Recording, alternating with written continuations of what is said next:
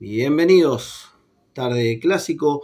en el Ricardo Bocchini de Avellaneda, en el Estadio Libertadores de América de Independiente. Independiente y Racing empataron 1-1, empataron en un tanto por lo que fue un partido muy movido, muy atractivo, muy lindo para ver desde el lado neutral. La verdad que Independiente comenzó con una propuesta, empezó buscando ser más, llevarse por delante a su rival, a su clásico de toda la vida, y cuando Independiente lo tenía, necesitaba concretar un par de jugadas más, un par de llegadas al área de Arias, justamente del arquero de Racing. Ahí fue cuando Racing dio el golpe, el zarpazo con el gol de Gastón Martirena, o sea, una jugada que llegaba bien, Racing la hizo bien y la hizo en un par de oportunidades más, esa de llegar al fondo, echar el centro atrás. En este caso fue un centro, pero no fue quizás tan buscado, pero sí fue una muy buena definición de Martirena para poner a Racing arriba. A partir de ahí se le hizo un poquito más cuesta abajo al equipo local, o sea, eran muchos. El primer tiempo, si Racing tuvo también con una de Sosa, que no me quería olvidar, si Racing se hubiese ido con un gol más arriba, no hubiese estado mal, para nada en absoluto. Hay que remarcar la tarea, ya vamos a ir, de ambos arqueros, tanto de Rey en el primer tiempo y la de Arias en el segundo tiempo, porque Rey fue fundamental para que por lo menos Independiente, dentro de lo malo, de lo adverso, se fuera 0-1 al entretiempo, pero no fuera mayor la diferencia para el equipo de Costas. En el segundo tiempo, sí, Independiente ya volvió con una lavada de cara. Se ve que Bacari en el entretiempo pudo hablar, pudo gestionar que sus jugadores salieran como lo habían hecho en el primer tiempo, que salieran a buscar el empate, que salieran a buscar, que tenían ese aura, como les decía, de protagonista, de local, de su gente, para destacar y yendo a los puntos puntuales, o sea, los puntos, los buenos y los malos. En Independiente sí, sobre todo, tuvo un muy buen segundo tiempo y me gustó mucho Cabral. Me gustó un poquitito más lo de lo Mónaco, como bueno, les decía lo de Rey. No lo vi bien, o sea, no me gustaba lo de Ábalos, pero quizás lo de Ábalos por lo de él y por una cuestión técnica, como lo posicionó el técnico, porque por momentos era el que pateaba los centros. O sea, Ábalos vos lo veías afuera del área, dando pases a media distancia, dando pases entrecortadas, bajó su rendimiento Marcone, o sea, muy por momentos, no sé si criticado, pero sí el pulgar para abajo por en varias aristas, en varias situaciones que tuvo que tener en la cancha. Y en Racing, como les decía, aparte de lo de Arias, bien Sosa, que tuvo esa en el primer tiempo, poquitito, cositas de Nardoni, aparte, bueno, de Martirena del gol, pero no lo vimos bien enchufados, no los vimos bien embalados, tanto a Salas como a Maravilla Martínez, que Maravilla Martínez tuvo todo este partido prácticamente, pero hubo también, como les digo a veces, no sé si una mediatización, todo esto que en la semana, que si jugaba, que si no jugaba, o sea, uno puede entender que es parte del juego, uno puede entender que muchas veces ciertos periodistas o partidarios se prestan a esto, a decir llega, no llega, llega, no llega, bueno, si bien lo que pasa que le quedó, no por justificarlo a Maravilla Martínez, pero a Racing en sí, ya cuando les decía esto del segundo tiempo, que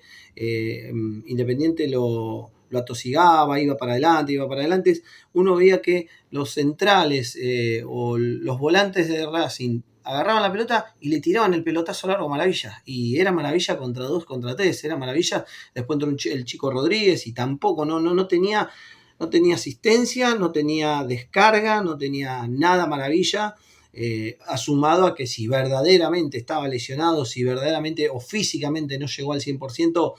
en este tipo de partidos no podés dar esa ventaja. O sea, en este tipo de clásicos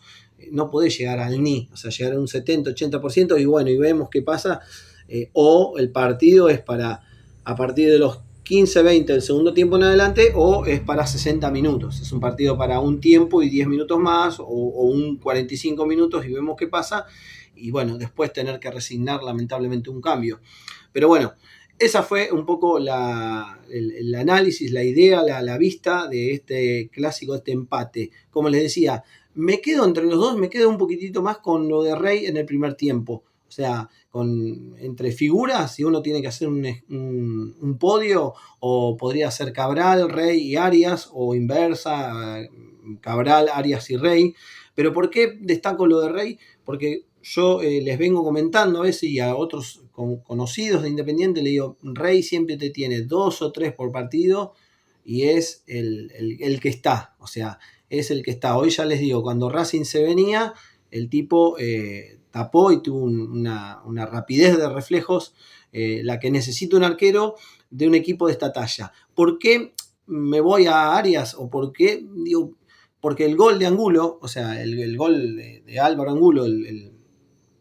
jugador de Independiente, es como que Arias quedó ahí, o sea, quedó a media, o sea, una salida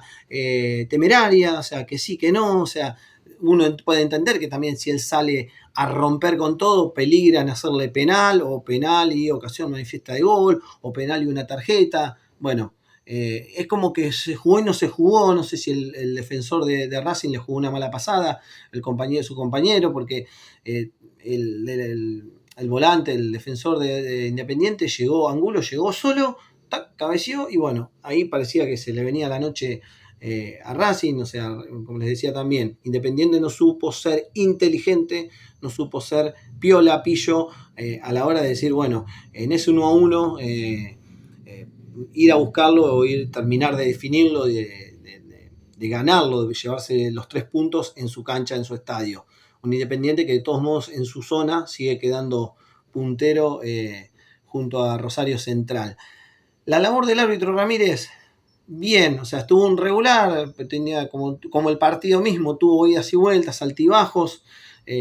no por puntuarlo, pero me pareció que el momento de las amarillas, cuando Marcone, cuando los jugadores de Racing, cuando se empezaron ahí en ese scrum que se generan, es como que él iba y ponía ese cuerpo, y por momento empezó a amonestar a jugadores o a suplentes de Racing, del banco de Racing. Eso que, bueno, uno entiende, si te empiezan a gritar todo se desmadra, pero bueno, ya le digo, por ahí podría haber cortado ciertas situaciones en el primer tiempo que no lo hubiesen llevado a todo lo que le pasó, sobre todo en el segundo tiempo. Pero bueno, no ameritó, no hubo algún problema o algún llamado urgente o grave, por ejemplo, del VAR. Hay quejas, obviamente, esto como que fue la previa, el partido, el post, y ahora es el post que siguen, que hay del lado de uno y otros equipos que dicen que le cobraron tantas faltas a Racing.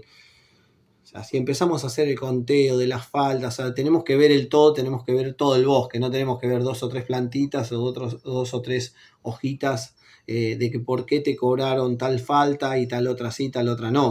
O sea, tenemos que ver también el planteo que hizo un técnico, el que hizo otro. Creo que quedó bien marcado quién por ahí lo buscó desde el minuto 0. Y bueno, en su caso Racing llegaba con esto, como les decía al principio. Yo no sé si los periodistas y los partidarios lo hacen, o bueno, Racing evidentemente llegaba con necesidades, no sé si son falencias o bueno, necesidades, urgencias, jugadores que no estaban al 100%, jugadores que sabían que por ahí para un clásico de esta talla no iban a responder los 90 minutos, los 95, los 100 minutos, o sea, con los adicionados y todo. Y bueno, hubo, ya le digo, información en la semana, como que confundieron, como que hicieron llevar a esto, y ahora están con esto de Ramírez tal cosa, Ramírez tal otra. Fue un partido, como les dije, tanto para los jugadores como para el árbitro, fue con vaivenes, y esa fue la tarde vivida en Avellaneda, la tarde en el clásico que terminó en empate. Gracias por estar, y como siempre, abajo, suscríbanse ahí en el cartelito y denle like, por favor, le dan like para así seguimos sumando gente a esta